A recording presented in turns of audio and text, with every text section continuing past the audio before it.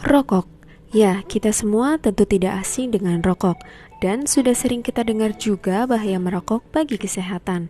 Namun faktanya, walaupun sudah banyak peringatan tentang bahaya merokok, masih banyak masyarakat yang merokok.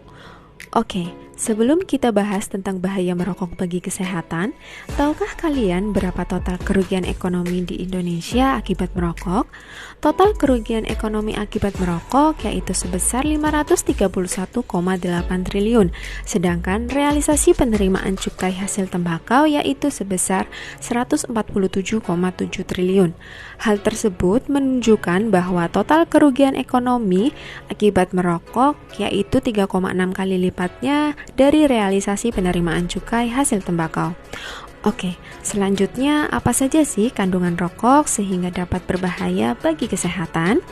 Pada proses pembakaran rokok menghasilkan lebih dari 4.000 bahan kimia, di mana 43 diantaranya bersifat racun dan karsinogenik yang menyebabkan kanker. Ada 3 kandungan utama dalam rokok dan zat ini banyak dikenal oleh masyarakat umum, yaitu yang pertama nikotin. Nikotin adalah zat yang menyebabkan seseorang menjadi kecanduan, sehingga susah untuk berhenti merokok. Yang kedua, tar. Tar adalah residu atau sisa hasil pembakaran rokok. Tar lebih berbahaya daripada nikotin karena ketika tar terhirup, tar dapat mempersempit bronkiolus, yaitu saluran udara kecil di paru-paru yang berfungsi menyerap oksigen. Jadi, kemampuan paru-paru dalam menyerap oksigen juga jadi menurun.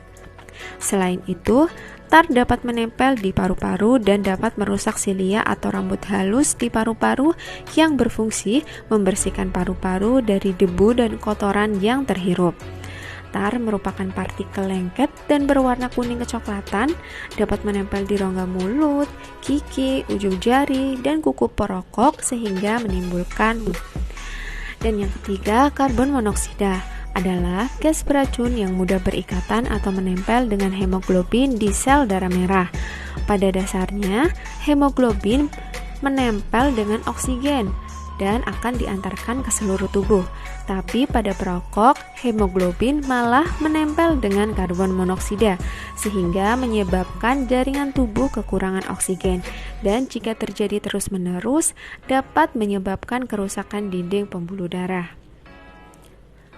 Ada banyak penyakit yang bisa muncul akibat kebiasaan merokok, antara lain, yang pertama penyakit pada paru-paru, yaitu kanker paru-paru. Tumbuhnya sel kanker di dalam paru-paru. Kemudian bronkitis adalah radang pada dinding saluran bronkus atau saluran pernafasan yang menyalurkan udara dari tenggorokan ke paru-paru. Kemudian emfisema, kerusakan kantong-kantong udara kecil pada paru-paru sehingga menyebabkan sesak nafas. Yang kedua yaitu penyakit pada mulut. Bisa menyebabkan bau mulut, penyakit gusi, dan gigi menguning.